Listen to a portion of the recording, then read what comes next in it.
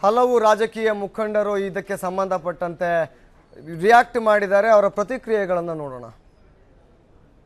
ಸಚಿವರಾಗಿರ್ತಕ್ಕಂಥ ಡಿ.ಕೆ. ಶಿವಕುಮಾರ್ ಅವರ ಮನೆ ಮೇಲೆ ಇಂದು ಬೆಳಗಿನ ಜಾವ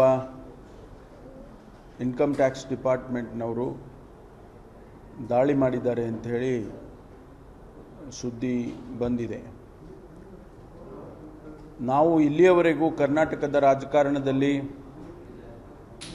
IT ಡಿಪಾರ್ಟ್ಮೆಂಟ್ನವರು ದಾಳಿ ಮಾಡಿರ್ತಕ್ಕಂಥದ್ದನ್ನು ಅಂಕಿಅಂಶ ನೋಡಿದರೆ ಹೆಚ್ಚು ಕಾಂಗ್ರೆಸ್ಸಿನ ಮುಖಂಡರು, ಕಾಂಗ್ರೆಸ್ಸಿನ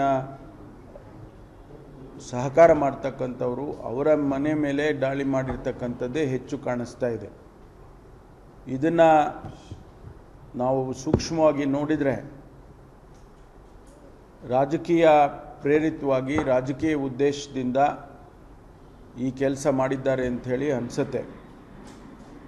ಸಾಮಾನ್ಯವಾಗಿ ಡಿ.ಕೆ. ಶಿವಕುಮಾರ್ ಅವರು ಅನೇಕ ಬಿಸ್ನೆಸ್ಗಳನ್ನು ಮಾಡ್ತಿದ್ದಾರೆ. ಅವರ ಕಂಪನಿ ಗ್ರಾನೈಟ್ ಬಿಸ್ನೆಸ್ ಮಾಡ್ತಿದ್ದಾರೆ ಮತ್ತು ಬೇರೆ ಬೇರೆ ಬಿಸ್ನೆಸ್ ಮಾಡ್ತಿದ್ದಾರೆ. ಅದಕ್ಕೆ ಸಂಬಂಧಪಟ್ಟ ರೀತಿಯಲ್ಲಿ ಅವರು ಮಾಡೋದಾದರೆ ನಮ್ಮದೇನು ತಕರಾರಿಲ್ಲ. ಯಾಕೆಂದರೆ ಯಾವುದೇ ಬಿಸ್ನೆಸ್ ಮಾಡೋರಿಗೆ, ವ್ಯಾಪಾರಸ್ಥರಿಗೆ ಅಥವಾ ಮತ್ತೆ ಬೇರೆ ಬೇರೆ ರೀತಿಯಲ್ಲಿ ವ್ಯಾಪಾರ ಮಾಡ್ತಕ್ಕಂಥವರಿಗೆ ಸ್ವಾಭಾವಿಕವಾಗಿ IT ಡಿಪಾರ್ಟ್ಮೆಂಟ್ನವರು ಗಮನ ಇಟ್ಟಿರ್ತಾರೆ ಮತ್ತು ಅವರು ದಾಳಿ ನಡೆಸ್ತಕ್ಕಂಥದ್ದು ನಾವು ಕೇಳ್ಕೊಂಡು ಬಂದಿದ್ದೇವೆ. ಆದರೆ ರಾಜಕೀಯ ಪ್ರೇರಿತವಾಗಿ ಇವತ್ತು ಗುಜರಾತ್ನಿಂದ ಶಾಸಕರು ಬಂದಿದ್ದಾರೆ.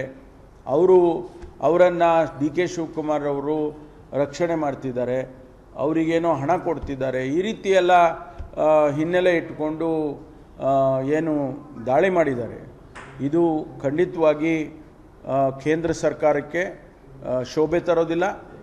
ಯಾರು ಇದಕ್ಕೆ ಸೂಚನೆ ಕೊಟ್ಟಿದ್ದಾರೆ, ಯಾವ ಕೇಂದ್ರ ಸಚಿವರು ಕೇಂದ್ರದ ಹಣಕಾಸಿನ ಸಚಿವರಾಗಲಿ ಅಥವಾ ಬೇರೆ ಯಾರಾದರೂ ಸೂಚನೆ ಕೊಟ್ಟು ಇದನ್ನು ಮಾಡಬೇಕು ಅಂತ ಹೇಳಿದರೆ ನಿಜಕ್ಕೂ ಕೂಡ ಇದು ಖಂಡನೀಯ.